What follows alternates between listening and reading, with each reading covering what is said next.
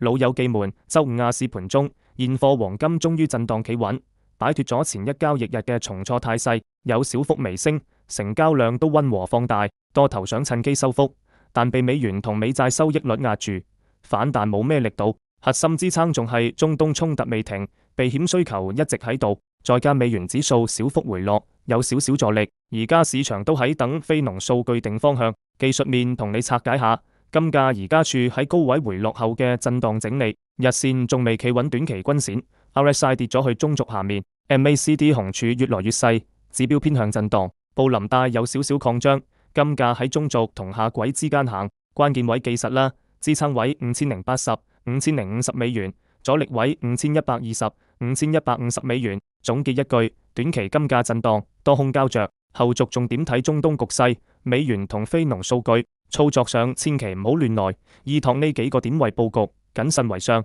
所有內容僅供參考，不構成投資建議，盈虧自負。